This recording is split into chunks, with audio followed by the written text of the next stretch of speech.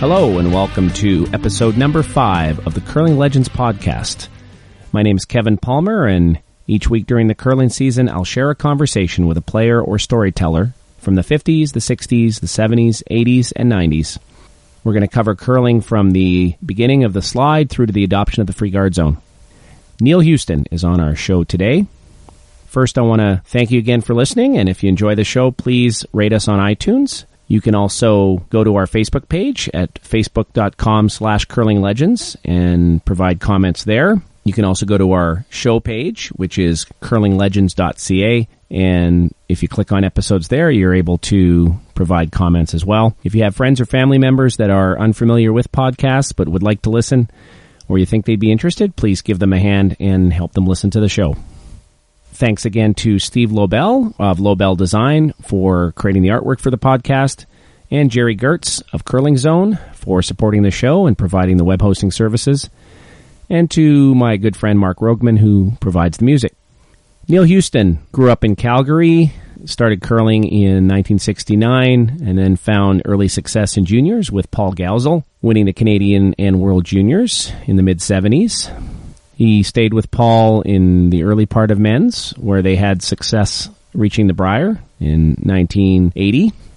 Neil then joined the Eddy Lukowich rink and found success again, including a Brier and World win and success at the first ever Olympic trials ahead of the 1988 Olympics, which were held in Calgary, his hometown. Neil's going to share conversations about those days as well as his thoughts on the game today and some of the work he does as an event manager with Curling Canada. Neil was instrumental in work that was done to bring the Brier to the Saddledome in Calgary in 1997 and in helping organize the curling event at the 2010 Olympics. So he has lots of experience both as a player and a builder.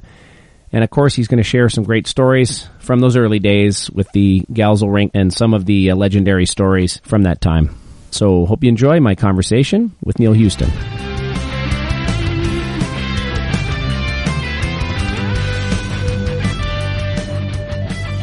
Wandering around making sure everything's getting done properly and touching base with volunteers and whoever that need to be, in touch with. Yeah. I was checking on your LinkedIn. I didn't realize. So you've actually been, well, has it been since 95 you've been with the CCA or in Curl Canada, or even before that? Was that just, yeah. Oh, okay. That's 20 years. 20. Yeah. Okay. Does it feel like it's just flown by then, or? So it certainly does seem like it's flown by. There was -3 years when I was out here in Vancouver organizing the curling portion of the Olympics. Yeah, the Olympics itself, the 2010 must have been that must have been a lot of work. Yeah. It was, but, it turned out very well, so it was all worth it. Yeah. Okay. You grew up where originally? It was in. Did you grow up in Calgary or was or outside of Calgary? I was born and raised in the northwest part of Calgary. Fortunate enough that about 1960 or 61, the Calgary Winter Club was built, and my parents joined there in 1965. So that was a multi-purpose club where I basically grew up at and played a number of different sports, including curling. Was it in the same, so I'm assuming that's the same facility, that's the one right by Nose Hill Park? Yeah. Same location? Yeah, okay. So you grew up in that northwest area that probably it was expanding. Okay. Well, when I was born, my parents' house was the furthest north and west in Calgary at that time. Yeah, so I'm assuming at that point the Winter Club was that actually considered the city where the Winter Club was located at that point, or was it like at the outskirts? Yes. Yeah, it was. I wouldn't be able to tell you where the city limits finished, but it was north of there a little ways. Mm-hmm.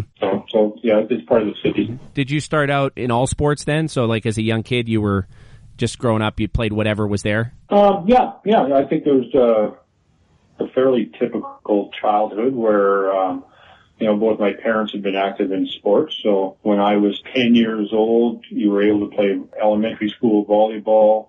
That's when my dad started a soccer team for 10-year-olds at Trywood Community Center, though we were all supposed to be 12 years old, as it turns out. I didn't learn till I was probably 50 that he pulled this little scam with the birth certificates to get us playing, which goes a ways in explaining why we got our asses kicked the first year by all the 12-year-olds. But in the long run, that turned out well. And then, during the winter club, playing all the sports there, and there was Little League and then football through the school system.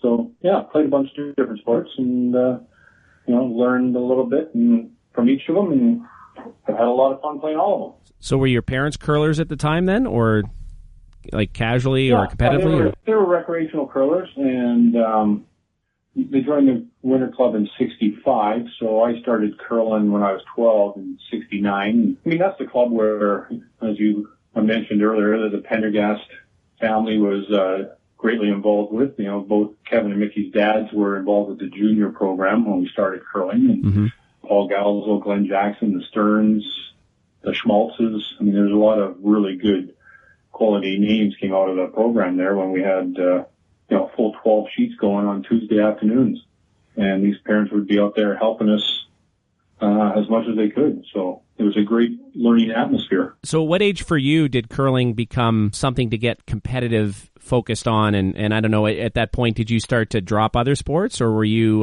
kind of always doing everything, or did you start to specialize a little bit? No, I didn't specialize. I think it was grade 10. Back then, this is prior to the junior curling as we know it now. So high school curling led to the Canadian Schoolboys Championship. And so in grade 10 and 11, I was on a team that first year we won the zone, lost out in Southerns, and the second year we lost out in the provincials. And then those three guys went on and graduated, and that's when Paul, Glenn, and Kelly were on the team along with me, and we were able to win the schoolboys the year after that. So it was still fun. I mean, all of us played on the high school football team at that time. Paul and Glenn grew up downhill skiing, and they're brilliant skiers, and they water skied and rugby and all the other sports too. So everybody was on that curling team was very active. So and we still continued at that because we were still in school, didn't know any better. I mean, this is even prior to when Super Leagues began. So there wasn't even that sort of a competition to hone your skills for that age group. So that came along later. So how were you honing your skills at that point? Like, how did you get better? Were you having to play amongst local teams? Did you guys split up a little bit and maybe skip your own rinks? Did you travel a bit? Was there practice involved? Like, how did you improve?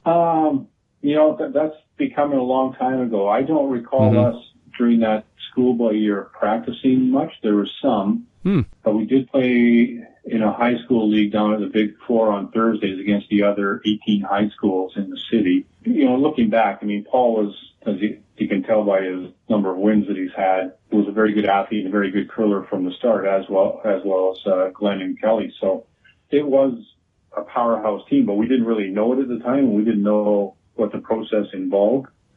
And but we just kept playing lots. And even that year that we won the schoolboys, we only lost one game that year, and that was late in the round robin to Nova Scotia at the championship. So I think we just did it without knowing any better because we were young. When you're young, things just happen. Sometimes you don't know why. So you weren't even at the time playing against men's teams or anything like that in terms of preparing? Oh, really? Okay, yeah. No, I know. In the previous couple years, Brent and I played for our dads in our Thursday night league as a club, but we were playing front end. It certainly wasn't competitive from our standpoint. It was just going out to spend time and have fun, and then go upstairs and watch TV for an hour while the guys went into the bar and had a beer because we weren't allowed in. Were there junior bonspiels at the time or things where you'd have a chance, or were those kind of few and far between? No, there were none that I can recall. I don't believe we ever played in one.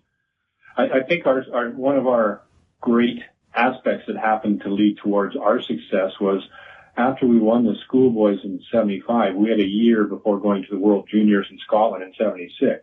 And Calgary was fortunate enough that they had so many competitive teams that they started up basically two super leagues. So there's one Tuesday in the late afternoon, early evening at the Big Four, and then Wednesday night at the Glencoe Club. So we played in both of those leagues during the fall of 75. And, you're talking quality teams like Ron Northcott, George Fink, Wayne Sokolowski, et cetera, that, had won silver brooms and won Alberta many times. And they'd go out there and they'd kick us But when we sat down with them after to have a beer, they told us why they kicked us and what they did. Mm-hmm. And we were fortunate enough to be quick learners so that, those beatings became fewer and far between over the course of that season. And I don't think without those games and those lessons that we learned that we would have won the World Juniors in 76. Mm-hmm. You just feel that the preparation wouldn't have been there. Even, I mean, as good a season as you had in 75, though, clearly, you were just even that more prepared, given that experience. It was way better. We learned, like when we got to Scotland for the World Juniors, they still had the type of hacks where the hacks were attached to, it was about a 3 foot by 3 foot square of plywood.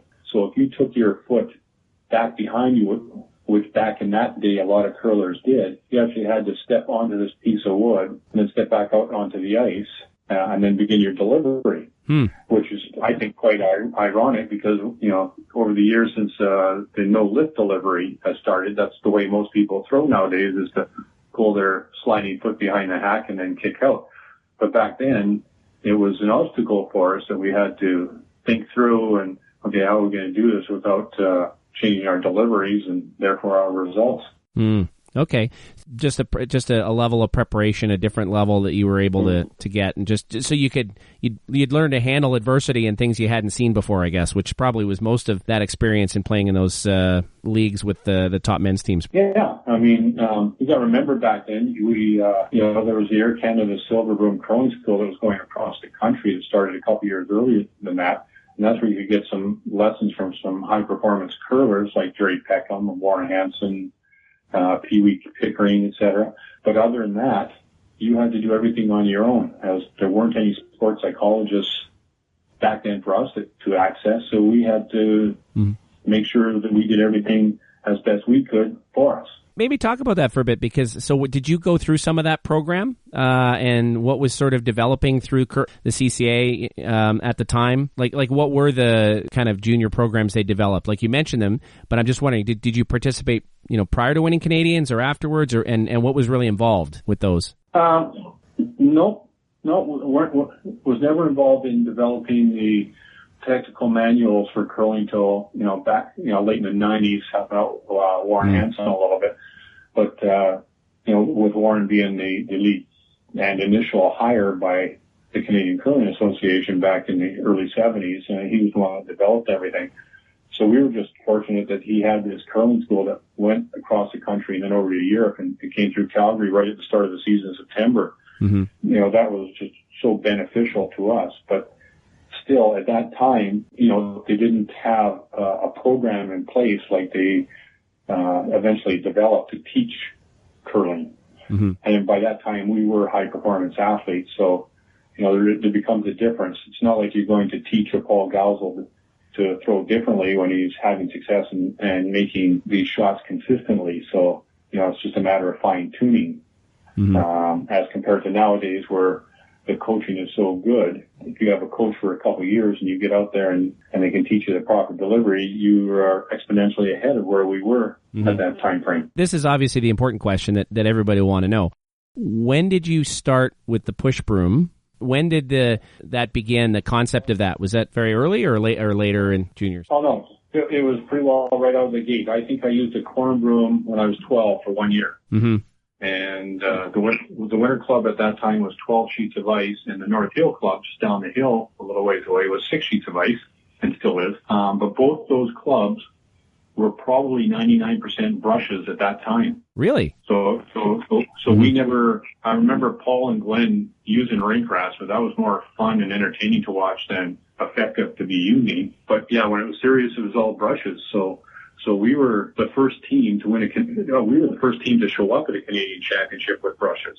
Mm-hmm. And then we won it. And then a week later, a mixed team from the Winter Club, the Les Roland team, using brushes, won the Canadian Mixed Championship. So even at that point, it was still a little bit of what's going on here. But within a couple of years, the big team. Was it just part of Calgary, or was it sort of all of Southern Alberta had started to adopt it, or was it really just in those clubs? It was just in those two clubs. Do you know how that started? Do you have any idea what the idea behind it was, or who brought it forward? I don't. You probably you probably have to ask somebody like Ed Lukowich's wife, Judy, because her dad, Johnny Mayer, he may have been one of the early people. I mean, he's passed on now, but Judy might know the story because he was early. So they may have known the beginnings of why they had the brushes out. And it wasn't like we were sweeping like, the European sweepers who had brushes either. They swept completely different styles than we did. So there were many differences that way. Oh, can you elaborate on what you mean by that in terms of that technique? Like what was the difference? Well, the technique in Europe, and that's like, this would be the Scots, Swiss, the French. Mm-hmm. They were really just standing upright and putting some pressure down using just their arms. Whereas we were similar to, if you look at pictures of Mark Kennedy, Ben Hebert, where we were getting our weight over the head of the broom, as well as being able to use the arm strength. Mm-hmm. So while they were dusting and taking a stone, however far they took a stone, there was no doubt that we could take a stone further and make it run straighter if we had to. So it wasn't necessarily something that had evolved through you guys thinking about it as an option. It was just, it's the way you evolved as juniors at a young age. Did at some point did it seem that there was an advantage? I mean, did you get a sense that there was an advantage to using the brooms? Oh, it was hugely advantageous. Mm-hmm. The corn broom sweepers, they railed against us a little bit, or anybody who used brushes, because they didn't understand it. And they thought because we were so low to a stone that, there were sometimes, not towards us, but I know there were general accusations out there that, oh, well, you get down so low, you could drop a little finger and make the stone jump somewhere. Mm-hmm. I never saw any of that, but, it's just the way of the world when something new comes along too. So, when we started sweeping with them and having success, it's the same as it is nowadays. If somebody comes out with something new and it means they get more wins because of it, most of the other teams will try it. Mm-hmm. And it doesn't matter which sport, right? They just want to, emulate because, somebody's found a new way to be successful. So it was an interesting process because by 1980, in that 5 years, the conversion was almost, it had to have been above 90% mm-hmm. of competitive curlers in Canada going from corn or cat brooms or whatever it was to the brush. So I guess, you're Canadian champions. You've got a year before you're going to the Worlds. In that year that you played in the Super Leagues against the men's teams, so at that point in 76, you're probably one of the few teams out there with brushes, or were there everyone else is using corn at that point? Yep, everybody was using corn. Mm-hmm. And so when you sweep against corn, I mean, it's similar to the ice conditions nowadays where you have a big finish, but it was due to the corn catching onto the running surface and the chaff of the corn directing the stone to where it was going to go. So it was a lot of volume on the chaff that directed it. Well, you see guys pounding 2 corn brooms down the sheet of ice, and then we come down and we lock our heads of our push brooms together, and we're standing there throwing everything a foot wide and throwing hack weight. And then when you get to the hog line, you just judge it so that, okay, it's going to cast the right amount of corn to make the shot that you want it to do. Mm-hmm. You make the shot and you walk away, and then these guys go, "Geez, nice shot. You didn't have to do anything. Now we've got to pound the corn again to freeze you." It's like, yeah, go ahead, boys. So you're still playing a corn broom game. You're just doing it with a different tool and one that actually gave you an advantage over corn specifically in a lot of shot making. Sure, yeah. And sweeping with a brush is different. It's a different degree of difficulty and different body parts hurt as compared to sweeping with corn. But I'm just when I say that, I'm going by hearsay because, never swept with corn. So, mm-hmm. And it's a good thing I didn't. Yeah, but it was funny to watch it. I mean, I remember going to a spiel in Edmonton at the Crestwood Club, and Derek Devlin and John Hunter and Pat Ryan and Paul Devlin had just moved to Edmonton. So we played them in the one game, and they're using corn, and, they went past a guard by an inch and buried just behind the button. Mm-hmm. And one of their sweepers was sweeping parallel to the stone, just doing the directional sweeping that, corn broom sweepers could do back then. Mm-hmm. And so we thought, okay, well, if you want to play the game that way, so we went past the guard by a foot. We tell the sweepers to bend it and we lock onto it. Mm-hmm. So now a discussion takes place that, well, you can't do that. Well, you can't do that. So which way do you want to play this game, boys? And 2 weeks later, we're in Red Deer for a spiel, and that team's using brushes, and I never saw them use corn again. Interesting. So sometimes the conversion was very quick. Well, I did have Pat Ryan on, and we chatted about that, specifically some of that there was directional techniques and different things that were borderline in the rules in terms of manipulating rocks with corn brooms. And sure. Yeah. Yeah, so it's last year wasn't the first year in history that we've seen that, right? No. If you can ever talk to some of the old guys that played in the 50s, they were doing directional sweeping back then. Mm-hmm.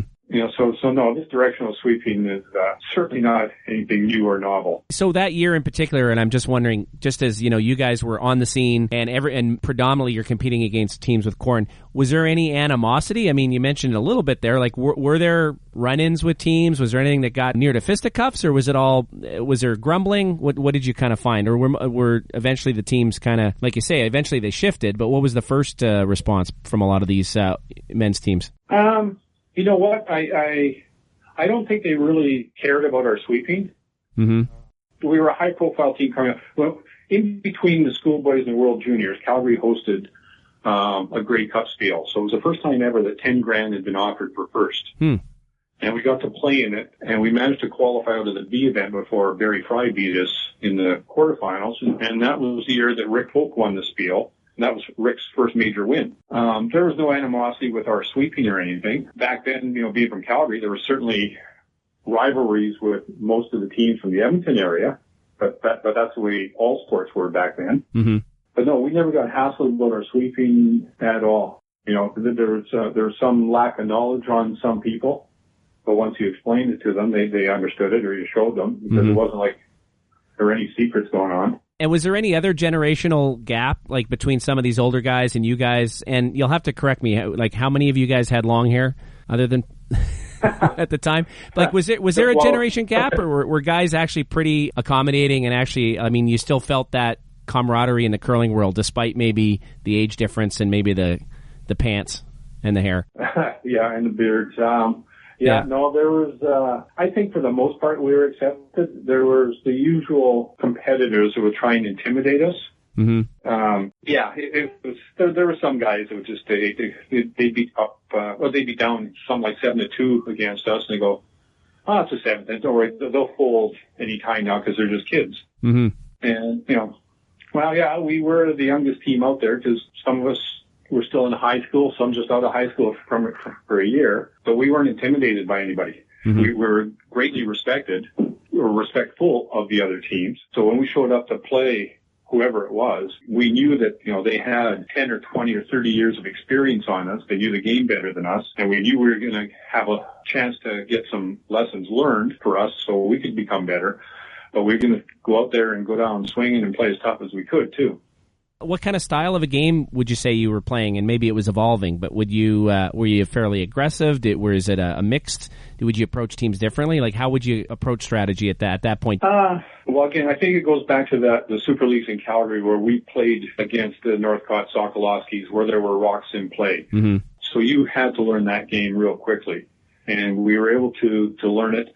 We could still hit very well as well as the other draw skills. So we rarely went into a game where we're going to go, okay, let's junk it up, or let's hit this guy, let's blank everything. That wasn't necessarily true all the time. There were a few instances where, you play a Tommy Reed and you go, oh, hold on.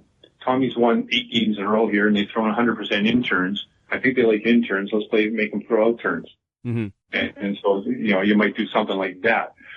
Because back then, with the way the rules were, you could actually dictate a little bit of what you made the other team throw. Unlike today, you don't have that or as many options anyway. Mm-hmm. So we were a combination of, sometimes we'd junk it up and be very aggressive. I remember playing Les Rogers one spiel in Winnipeg at the Granite Club, and we were up 3-2 after 4, and we ran him out of rocks. And Les is standing there in the 10th end going, he looks at me and goes, geez, you guys quit jumping it up on us. And I looked at him and went, well, we didn't have to. it just turned out that way for the game, right? It just, yeah. You didn't want to play with us. We had the lead. Scoreboard's in our favor. Yeah, no problem. Well, at that time, so like you guys at some point during that run in junior, was it in juniors? I guess you started traveling across the West and traveling to Bonspiels, and were you actually? And I want to the truth. Were you actually staying in the van that you were traveling in, or did you guys stay at other locations? The van. Well, there were 2 vans actually. Okay, Paul had one and Glenn had one. Okay. Well, after we won the World Juniors, we started getting invited to Bonspiels. Mm-hmm.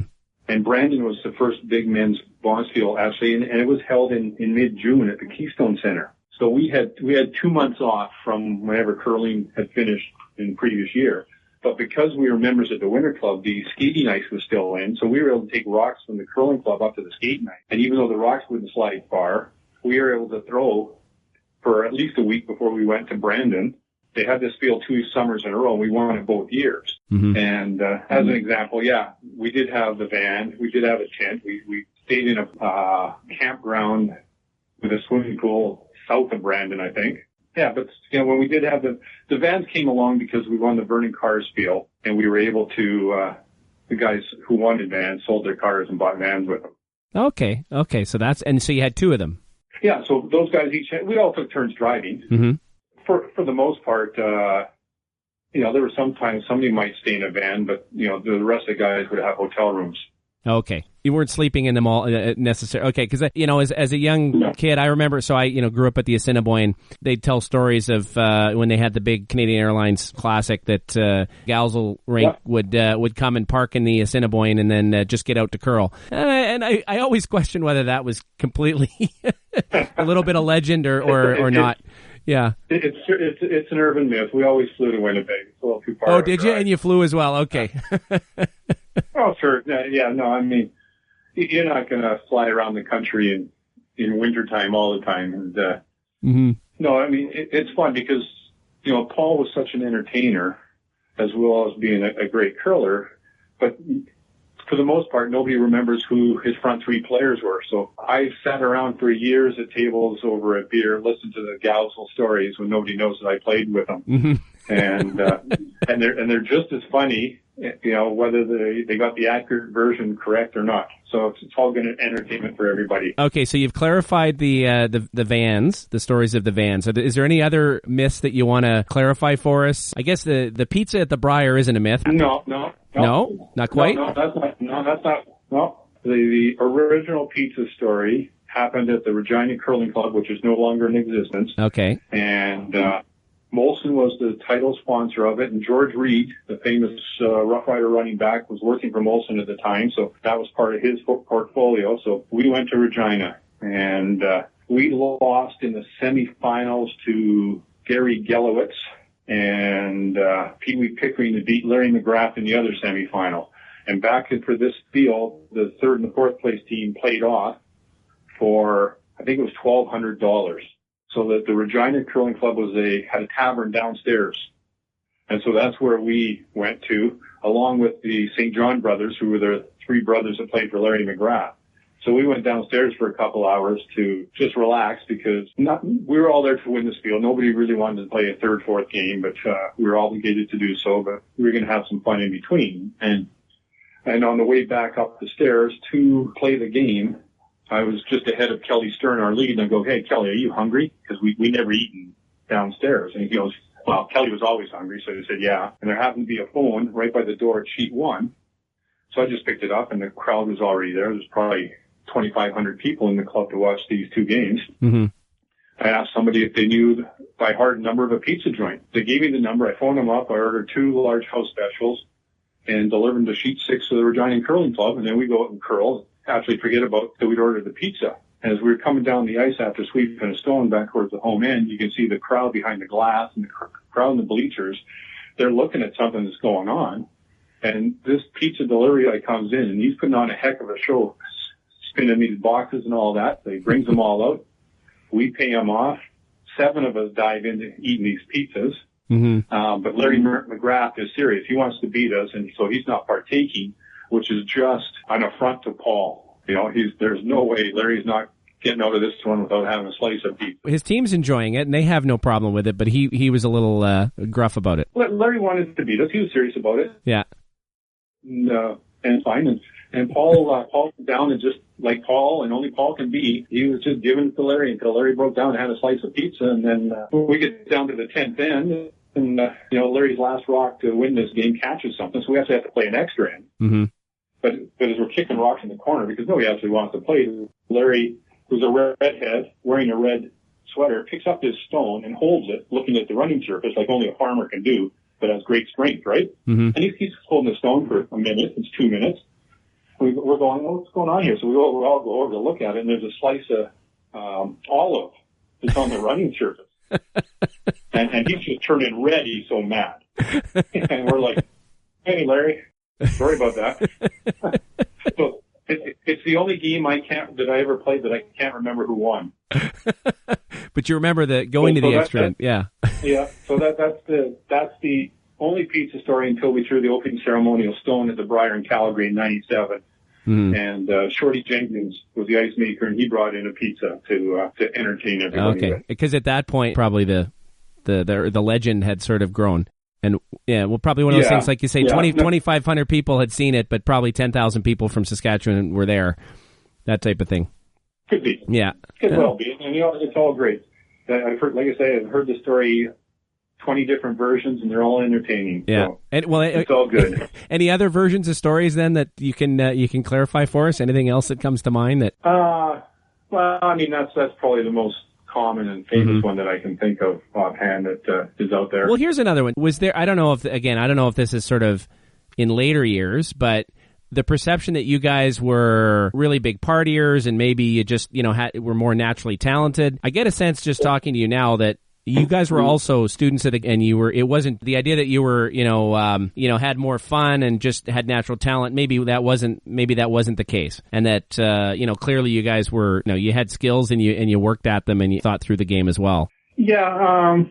I wouldn't go out there and say that we didn't party, but I wouldn't say that most of the other teams didn't either. Exactly. And there was usually, hospitality rooms set up, and to me, it would be not right and embarrassing to a host committee if you don't go and support their hospitality room. So we tried to do that as best we could. But there were times when you might be in the hospitality room with a guy that you're playing at 8 o'clock the next morning, and in those days it was like, well, I'm not going to bed till you go to bed. Well, I'm not going to bed till you go to bed, and you'd sit there till 7:30 and then head to the rink. Yeah. In the level playing field, right? Okay, let's go. We each had too much to drink, and let's curl well and put on a show for the spectators who are coming in and see who's got it this morning. Those days have very much changed, haven't they? Yeah. In some ways, it's kind of sad that it's changed. But the carrot's a lot bigger nowadays with those gold medals at the Olympics in play. Mm-hmm. So in some ways, I feel sorry for the players of the last 10 years or so, that 20 years that they don't get to have as much fun, but then they can also make some good coin nowadays between their sponsorship and they get any endorsements or anything out of winning medals. So it is different that way and probably worth being serious about. I've had an opportunity to be at a fair number of the last few Briers and going back to some, and it just seems like even more so than even 10 years ago that, the Brier patch itself is kind of void of teams other than when they come and make their official appearance or if they're out of the event, which, for a lot of the better teams doesn't necessarily happen till late in the week. And it's a little unfortunate. I mean, you'll still see a lot of the teams come out, but it's not the same, not like it was, I guess. And, it's inevitable. You're going to see that happen as the sport becomes more, more focused on Olympic medals and the money involved and the sponsorship and everything else. I mean, I think that's a big part of it. If you're a team and you got a sponsor that's putting a lot of money behind you, they don't want to know that you were not, focused on the result. I mean, they're also probably going to want you to be friendly with the public, but at the same time, they don't want to find out that you weren't able to compete effectively because of extracurricular activities, let's say, right? So I could see that. You're representing your brand, I guess, at that point too, right? Yeah. Yeah, you're right on that. I think I still think that the teams have an obligation to go to the patch and stand shoulder to shoulder with spectators. It's we're one of the few sports that you can do that with. Mm-hmm. And, if you finish a game at 10:30 at night, you're not going to wind down till 1 a.m. So going into the patch, whether you have a beer or not, I think is immaterial. But, give the spectators another chance to say hi to you. Geez, they can go home and say, gee, I shook Brad Jacobs' hand. Mm-hmm. He was standing right next to me. And what a nice guy he is, and that sort of stuff. So I think we could do or ask the teams to do a little bit more of that just to keep the nature of the sport going in the way that most of us think it should, I think. So take me back. So was it your same junior team that then also moved into men's and made it to that Brier? That was I was trying to recall, was that your first year or second year out of juniors that you guys were successful getting to the Brier? Or no, it was a few years later, wasn't it? Yeah, it was a few years after, right? Yeah, right, because we won the World Juniors in 76, and then it changed to juniors. Mm-hmm. for 1977. And so Paul and Kelly were eligible to go in because of the date that wasn't set. And Glen and I were on the other side of the deadline. So they won the Canadian Juniors, and then they went to the World Juniors in 78. Mm-hmm. So after they won that, they was back to the Bonspiel team. And that's a team that won Alberta in 1980 to get to the Brier and Calgary. Yeah. At that time, so getting that team back together, did you guys just feel like you'd have success right away? Was that a difficult road for you to get that Purple Heart, or what did you find that year? Well, we still played together all through the year, the years previous, even when Paul was playing with John and Doug McFarland in the juniors, because that was the Bonspiel team. And Doug and John, when they played in Menspiels, were playing front end for Northcott. Mm-hmm. So it was a split up that way. So it wasn't like we had a break, got back together and got on another role. It was the same role. So 1980 was a good year. Those years back then, the volume of competitive curling teams was huge out there. Mm-hmm. I mean, there were 20 teams that could win Alberta on any given day. So that provincials had the Devlin Ryan combination, Lukowich, Hector Gervais, Danny Fink, Mel Watchorn, who won Alberta 3 times, was in it. Frank Morissette. It was a tough field. Mm-hmm. I think we ended up beating Devlin 2 out of the 3 times we played them. We beat them 11-10 in extra in their first game. We lost 4-3, and then we beat them, I think it was 7-5 in the final. So no easy games, that's for sure. Mm-hmm. So at that point, you go to the Brier, and was it still kind of an awe-inspiring and kind of different experience going to it, even though you'd had all of that success, international success up until that point? I mean, did it still have the same sense of awe for you? I would say yes. Mm-hmm. Yeah, it was our first Brier. Here we are playing in Calgary for it. Ticket sales were great. Mm-hmm. And that field was incredible, right? Because you had Rick Folk playing in his 3rd Brier. You had Earl Morris with the DeBlonds, who'd been there many times. That was Russ Howard's first Brier. Al Hackner's 3rd Brier. No, Al's first Brier. Mm-hmm. Jim Ursel had just won the Brier a couple of years previous. So it was a really tough field. And we got off to a good start, and then Hackner killed us Monday night. But going into the last 2 games of the round robin, we were still in first place, and that's when we had our first 3-game losing streak as a team, to lose both the round robins, and then Al beat us again in the semifinal. So that was ever. You guys had never lost 3 games in a row before that you could remember? No. Wow. No, it was a poor time to do so, and the 2 games at the end of the round robin were in our hands to win. And, the playing conditions were quite a bit different than they are nowadays. So sometimes there was sometimes a little luck to go your way or the other team's way. Mm-hmm. That's just the way it was, and that day went against us. So at that point, and I don't know how the story goes here, so that in terms of how that rink and the Gowsell rink of the late 70s and then that Brier, so what kind of happened?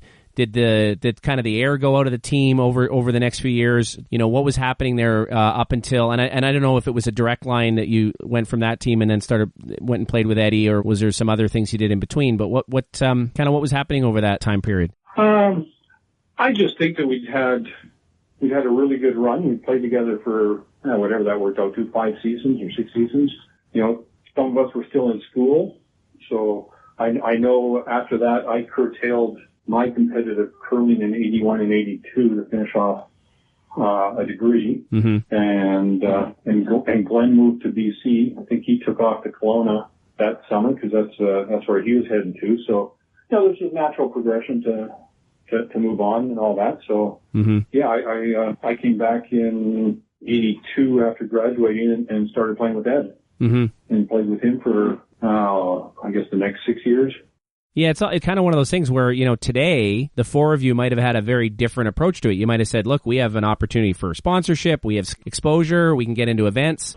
Maybe we put off school, or maybe we put off other things in our life, whereas it sounds like at the time that really wasn't a consideration, or was it? Not as much. I mean, we weren't the high-profile sport that we became in the next number of years. I mean, that Brier in 1980, that was the first year that the semifinal and there was a final that were televised. For the previous number of years, CBC would come on the air on the Saturday, but back then it was a round robin, so the Brier might be over. Mm-hmm. So there wasn't really anything to televise. So, this is where Labatt's, coming on board as a title sponsor was huge for the development of the sport and participating as a partner in the direction the sport was eventually able to go. Mm-hmm. But for that team, that was the end of it. I mean, it would have been fun to, Rick Polk, went on to win the Worlds that year. It would have been fun to see Paul win World Championships in 76, 78, and 80, but it wasn't meant to be. Mm-hmm. So you, and I always kind of wonder, how do these teams get formed a lot of times? So, how did the Lukowich rink then at that point get developed, I guess, and what was the history behind that? Had you played with Eddy before? Did you guys have a relationship at that point, or what was the beginnings of that? Yeah, a little bit. I live in the Vancouver area now, and there used to be a springtime spiel in Cranbrook and one out here in Haney. So for a couple of years, Lukowich, John Ferguson, Paul Gowsell, and I would go to one or two of these spiels just to have some fun. There was no intention of us all playing together, but just for a spiel and have some laughs and do something different. So that was all good. So in 82, when I was coming back out to play, and I can't remember who led this, but it ended up being a team with Frank Morissette skipping. I was playing third, Lukowich was playing second, and Stu Erickson playing lead. And we went in about 10 spiels in a row that year, and the first 9 spiels we lost in the semis, in all of them, in strange ways. And then at the end of the run after Saskatoon, I get a phone call just saying, this isn't working out. We're going to go in a different direction. And I'm going, well, this is good, because I'm still trying to figure out, here's Ed Lukowich, who just won the Brier 4 years ago. What the heck is he doing playing second? Mm-hmm. This doesn't make any sense to me. And then the deadline for playdowns was a week later on a Sunday. And I phoned up Brent Syme, who's a great friend of mine, and he was part of that the schoolboy team that I initially played for that lost in the provincials. And, hey, you want to go on playdowns? He goes, sure, let's go. We'll grab a front end and we'll go and have some fun and see what happens. That afternoon, Ed phones me and goes, something wrong here. I've got to play with you. I'm going, well, that sounds good. You sure you want to play with the guy you just won the Brier with? That's a pretty outstanding team you got going there. Mm-hmm. So, no, they don't want to play. So I said, well, geez, I've already committed to Brent, who Ed didn't know. So Ed goes, well, here, let me phone Chernoff. He phones Chernoff, who'd been his skip in third when they won the Brier. And Mike says, yeah, okay, I'll play, but I'm going to Hawaii, so I'll talk to you in a couple of weeks. So he phones me back and he goes, okay, well, here's the lineup. Mike will skip, I'll throw skip rock, you throw third rocks, Mike will throw second rocks, and Brent plays lead. And I'm going, boy, this sounds confusing. How about if I just go down and play second? Well, that could work too. And I'm telling him, listen, I've only played second a couple of times, and I'm not comfortable in that position, but I'll give it a whirl. And I've always enjoyed the sweeping part of it. I only ever wanted to grow up and play lead like Fred Story, who was, one of the great people to emulate in Calgary. So, so that's where that team started, where we introduced everybody in January, lost the Brier final to Wernick, and then I think we played one spiel in the fall together, and then Mike moved out here, and we never played it together again. So we brought in John Ferguson to play third. Mm-hmm. And we went to a couple of Briers, won the Worlds and the trials, and got to play in the Olympics. So it all worked out well. Yeah, and speaking of the Olympics, so it's interesting you talk about, and you go through that conversation. It's the telephone game, right? And it's always interesting how in each season it happens, right? The rumor mill would percolate, following playdowns about who's playing with who. And it was, unlike, most other sports, a lot of other sports, they have a coach, they may have a general manager, or you might, you have to try out to get on a junior hockey team or something like that.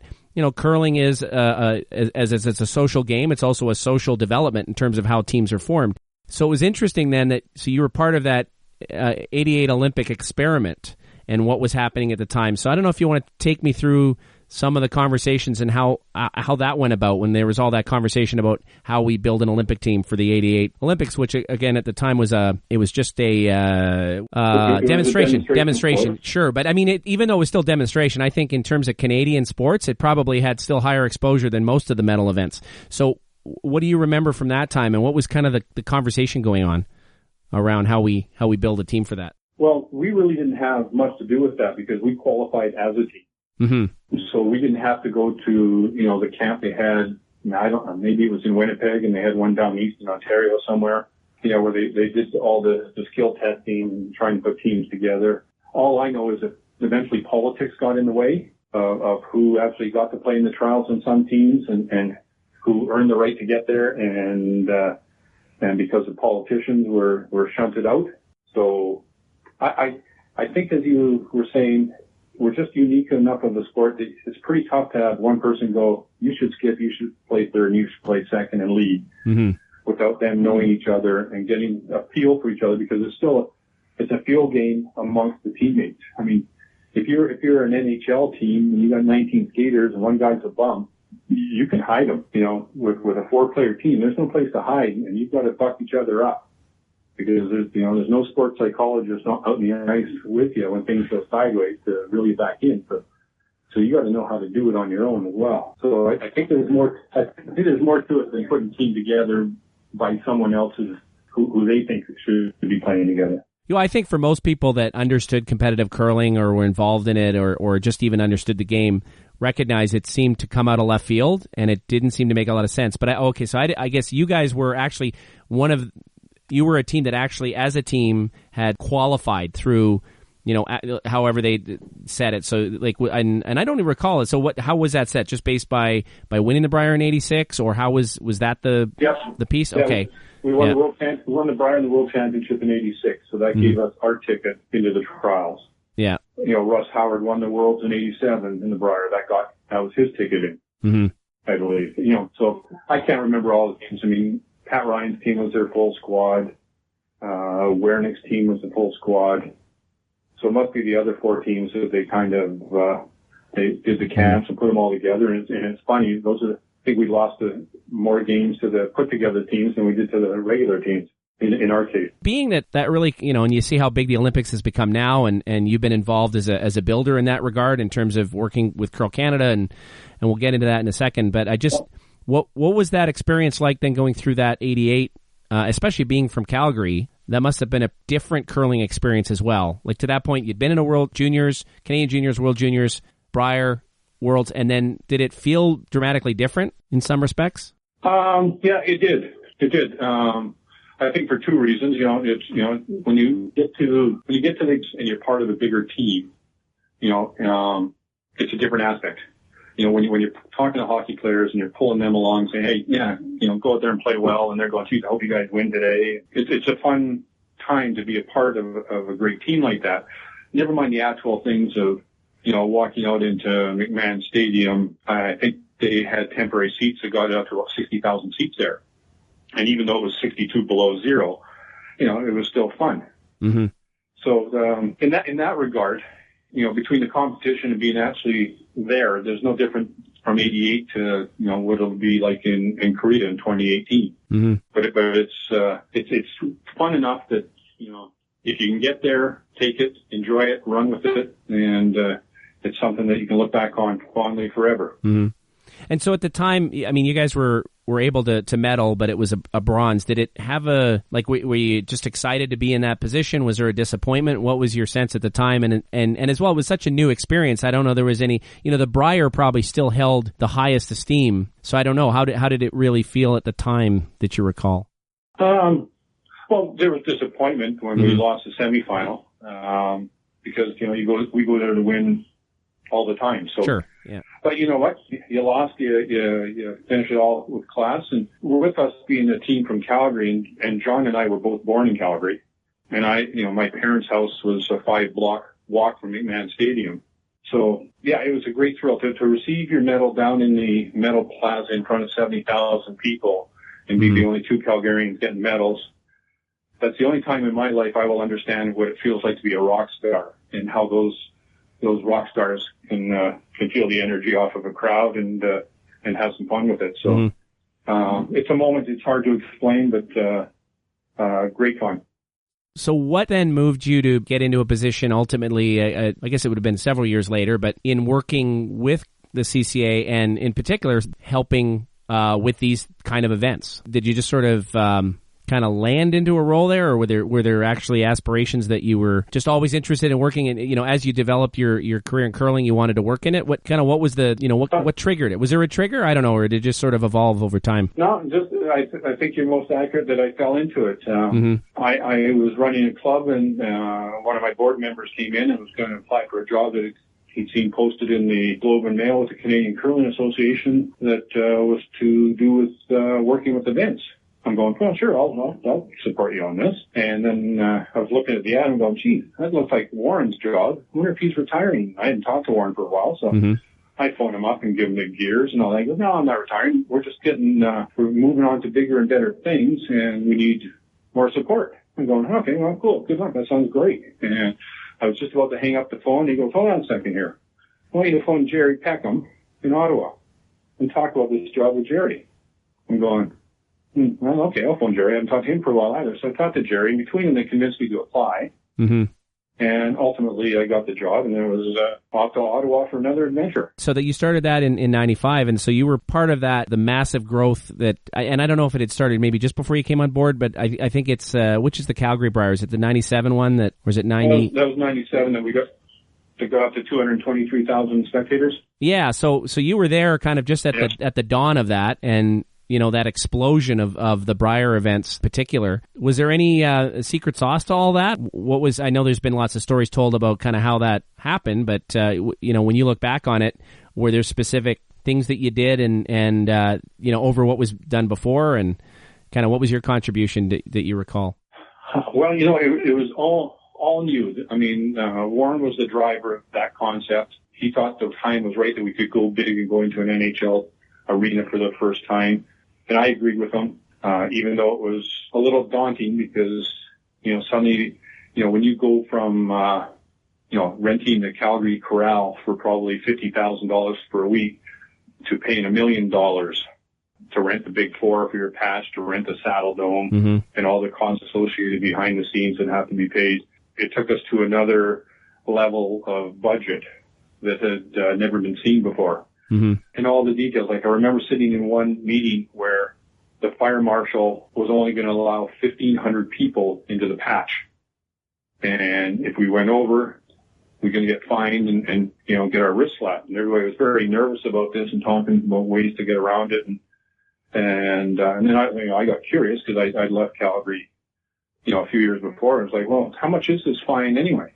Well, it's just $300 a day for every time we're over the limit.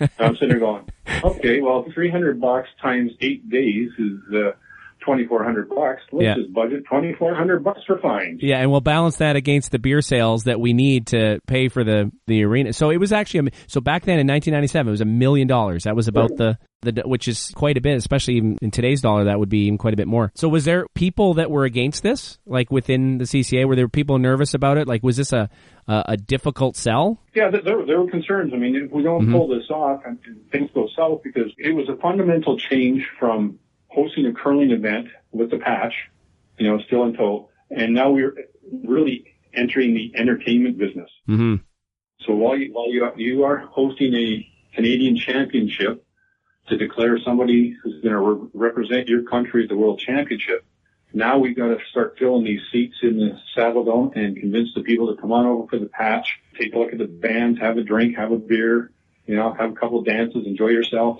and maybe come back some other day in the week. I know I got a kick out of it. On the Friday night was the 1 versus 2 game, and so that's Kevin Martin against Vic Peters. So I happen to be in the box office, and they're going, yeah, you're going to hit over 17,000 people tonight.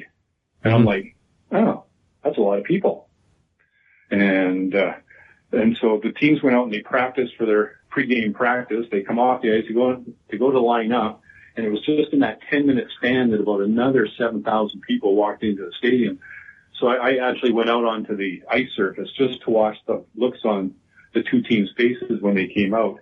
And when they came out and they looked up, they started doing their little waves to the crowd, and they realized that, hold on, this place is almost 100% packed. And the look on their faces was something to die for. They just couldn't believe it, because we never told anybody. I never went around and said, hey, we've got the biggest crowd ever in Canada coming tonight.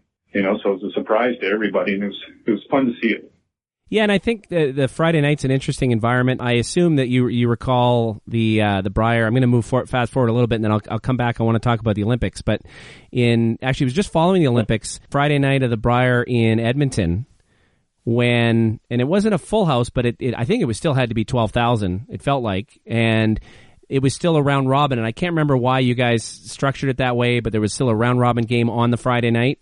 If you recall, it was the last night of the draw, and Martin was very close to getting in, and he had to beat Howard, and then Stoughton had to throw an extra end rock, and the electricity in there, and it was of course just a year following the Olympics, and it was interesting even how the fan base, there was a different amount of noise level and that kind of thing. So it's kind of interesting. So just to ask, you were at that event too. Do you remember where you were during that evening, that draw?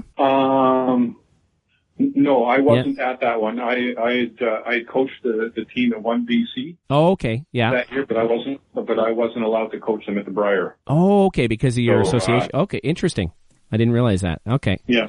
So I was watching it on TV like everybody else, or most everybody else. And obviously, it was a very unique situation with everything that lined up with Martin, and of course him being the Olympic champion, and what was going on. But it was fascinating because even at the time there was discussion that perhaps Stoughton would be allowed to throw his rock over again if the crowd was too unruly or if it was, an improper environment. So you've probably seen that evolution of the game, from 97 and how the fan contribution to what's going on the ice, the difference between more of a golf fan base where it's light clapping, between shots to what happened in 2010. Do you have an opinion on that? Like you've seen each end of the spectrum, right? I do. Yeah. As a matter of fact, I do have an opinion. Mm-hmm. When organizing the Olympics, and once I knew that the temporary seats were going to have aluminum footboards, I figured we might be in a little bit of trouble noise-wise. Yeah. Because at the Olympics, with the way the ticket sales work in a lottery system, it doesn't necessarily mean that out of the 5,500 people that come to watch curling, the 5,500 are diehard curling fans and will react as we used to think they should. So you had a lot of people coming in who had never seen curling before. They didn't know that it was improper to clap when somebody missed a shot and that sort of thing. So it did create some more noise. It was great to watch because the diehard curling fans that purchased tickets were usually interspersed with these novice fans, and they would explain the game to them. So they actually learned quite quickly, on a draw-by-draw basis. But we did want the noise to continue because there's too many times internationally where the athletes are playing in front of sparse crowds. And so in talking to the athletes, they're like, yeah, this noise is over the top, but we'd rather have this than have an empty building. Mm-hmm. So they do get the idea of the game is to promote it and get people in watching and all that. So they just had to, change their own way of communicating, whether it was waving their hands or their brooms around, whatever they had to do to make sure that the calls could be heard. But for the most part, there was very little complaints.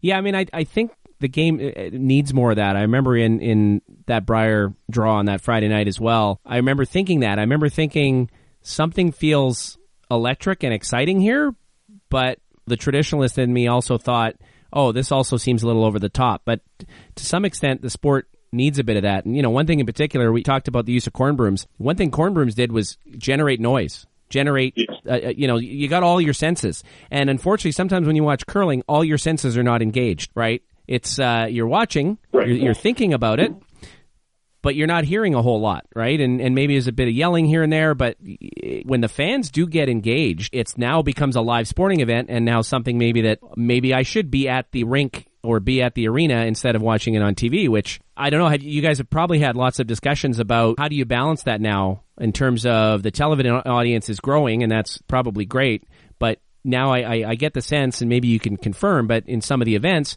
you're going to have to work a little harder to get them in the seats. No, you're absolutely right. TSN does such a good job of broadcasting that in some ways it hurts getting the fan base out because there are so many more things to experience when you're at an event in person rather than sitting at home watching on TV. So yeah, we do understand it, and it's always a challenge. All we can do is keep plugging away and keep getting the word out there that, hey, there's more than just watching the games here at the Brier, and there's a whole experience to be enjoyed. Mm-hmm. In your role now, so maybe just explain. So did you sort of take over Warren's old role like you thought you were going to do back in '95, or what was the? No. I came back as an event manager. Mm-hmm. So I've done the past 3 World Men's Championships in Canada, and this year I'm doing the Canada Cup in Brandon, which is next month. Okay, so you doing individual events, and I guess partly these events have become so large, you really need to split up the effort. It's not a case of one person can run everything now, certainly. No, I mean, even starting back in 98, we started a new management model where we had staff in place locally to make sure the event was handled, because it's just it's too big for volunteers now.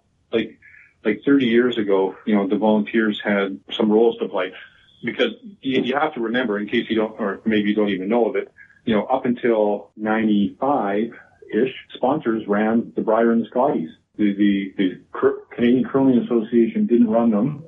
Volunteers were the workhorse, but it was the sponsors, Labatt, Kruger, et cetera, that drove the direction of the event. Mm-hmm. And so I didn't realize it was right up till 95. I thought it was earlier, but you're saying that the CCA didn't really take over the responsibility in terms of the running of it, the financing pieces, all that was handled by others. Okay. Yeah, mm-hmm. yeah. So it was a fundamental change, and of course volunteerism is always changing, so it'd be very difficult to hand more over to volunteers to do, because their time is at more of a premium nowadays than it used to be. Mm-hmm. And their inclination to do another 40 or 50 hours of work per week on top of their day job. Mm-hmm. So, yeah. So there's been an occasional mention by top players, and I mean, you used to be a top player, so I'd be interested in your thought on this, that Curling Canada, or, previously the CCA, should spend less time on creating and running events and focused on other areas, whether it's grassroots development or just focus on playdowns and national championships, and not a Canada Cup or a Continental Cup or other pieces. Do you have and I don't know if you've heard much of that, and I haven't heard a lot, but I mean, I've occasionally seen a comment related to that. Have you seen that before or heard that? Yeah, I've seen it, heard that before. I think there's 2 things in play there, just because you're talking those 2 events. The Continental Cup came into fruition because the IOC went to the World Curling Federation and said, hey, listen, every other sport has more than just world championships. So we suggest you come up with something. Mm. And the WCF, of course, goes, okay, that's a hint.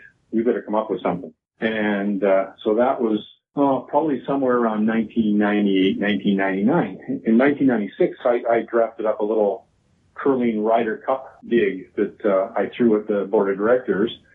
And as it happened, Les Harrison was on the board at that time before he went to be a board member of the World Curling Federation. So he happened to remember that I'd done this thing, and he goes, hold on, Neil, where's that paper you gave us? Mm-hmm. So, we started from there, and that's where the Continental Cup came from, was really an IOC-led directive to, okay, do something else. So that's why that event came about. And then the Canada Cup came about because it was another aspect for the teams to gain entrance into the trials en route to the Olympics, and that's where it still stands right now. So I understand where some people's thoughts are, and some make some sense, but there's the history anyway as to why those 2 events came into play. Whether they're there for the long term, you'd have to ask somebody higher up the food chain than I am. Well, I have to say, I was an early in the days of the Continental Cup, I was not a fan in particular. And it's not that I wasn't a fan because I wasn't interested in trying something different. I absolutely think curling could use some injection of change, right? So why not try something different? It was interesting as an example when they had the event here in St. Albert, where I live. I remember sitting next to a lady one day, and they have the one draw that's just the skills competition. And this little old lady turns to her, likely her son, and says, what are they doing? Why aren't they playing? And she just thought they were practicing. So right. I think but I think over time, as there's an understanding of what the event is, I certainly, it seems like the teams have started to really enjoy it. And as it starts, and like any event like that, it starts to build some momentum. So I'm warming up to it for sure. And I think also fixing the point system was a phenomenal job, because I think initially it was a little complicated, especially when you think about the demographics of a lot of curling fans where they still have a VCR and the lights flashing 12. Trying to figure out which team first one to 400 points seemed a little bit tricky. But yes, I agree with that, and I'm totally on board with the point total the way it is nowadays. Way more understandable. Yeah, I like it. I mean, I hope it survives. I hope it's something that certainly brings something different into it.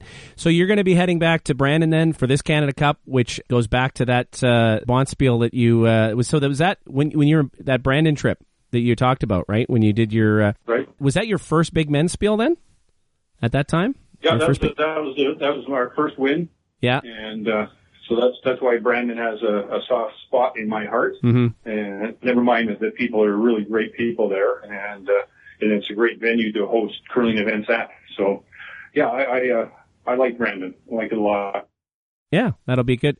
So anything else that I missed? Anything else I should have asked you that you wanted to share? No, I think that's pretty good. You're good. You're worn out. Hopefully it's what you're looking for, and provide some information and some entertainment as well. No, I thought it was great. I think you come from a pretty interesting exposure to the game, and that you've been you're a player and a builder, and so you've seen the game from both sides. You've really been a part of an evolution of it, and yeah, it's been a great chat. I appreciate it. Thanks a lot. Oh, you're welcome, Kevin. We'll grab a beer when we're in the same location at the same time. Sounds good. Hey, one thing I didn't ask you about, and maybe as part of the Curl Canada, I shouldn't, but so the hair broom is done, right? Like, is it literally getting put in museums now? Is that what's happening? Instead of the hair push broom? Yeah, that's what I understand. Yeah, that's fascinating, and it's kind of going quietly. But what happens when there's frost now? I guess that's the thing I'm interested to understand. Well, I mean, I don't think that the hair broom is actually the issue. Mm-hmm. It's the culprit with what happened last year. But at some point, 8 or 9 years ago, the rule stating that, okay, sweep across the face of the stone, finish to the side, disappeared from the World Curling Federation and Curling Canada's rule books. I still believe you put those rules back in. It takes directional sweeping out of it. Manufacturers can go on and produce whatever brooms they want to and let the chips lie where they may. But to ban the hairbrush, and make it the culprit, I think is misguided. Well, and what type of hairbrush? I mean, that's the other thing. If you think about the hair brooms you guys were using in the late 70s and the 80s, that's not anywhere near the broom that they're talking about now. These things are they're not even real hair, and they're so thin that you literally, it's almost like pressing a piece of wood onto the ice, right? Yes, exactly. I mean, I still have 2 hairbrushes that I bought in 2008 or 2009, still in great shape. Yeah. And I'm not doing anything on the ice. I'm not hurting the ice. The pebble stays on the ice longer when you use hairbrushes, real hair. Yeah. But that's what the governing bodies came up with, and let's hope it works in the way that it's intended. Well, it'll be interesting. If you ever get like Ottawa last year, when the temperatures went up and there was some rain, the frost came up, really changed the game. Yeah. It'll be interesting. I know what a hairbrush could do if you wanted to do a whole bunch of non-regulation types of sweeping, but we did that just so that we could understand what was going on, and if anybody tried it against us, that we would recognize it. Yeah. It was like, some teams are rule protectors. Some want to push the rules across the line for various reasons. We were, when I played with Paul and Ed, I mean, we were high profile, so people are watching you, so there's no use even trying something because you're just going to get caught anyway. This is the thing, is as much as curling is a gentlemanly sport, and we try to take the idea that it's like that other old Scottish game, golf, where you call on yourself. There's a little bit of that, but at the end of the day, it still is a sport. There's teams, it's a competition amongst teams, and generally in sport, people will push, they want to win, and they'll push the envelope, right? I mean, it's natural. I mean, you're supposed to compete. That's the idea, right? Yeah. So, yeah. Anyway. Yeah, it is, and it's up to people that know as equally as much to make sure that you've got the parameters set so that it creates a level playing field for all teams. Yeah, for sure. So it's a tough balance. All right. Well, hey, it was great chatting with you, Neil, and I look forward to having a beer one of these days. Sounds good, Kevin. Take care. Take care. Bye-bye.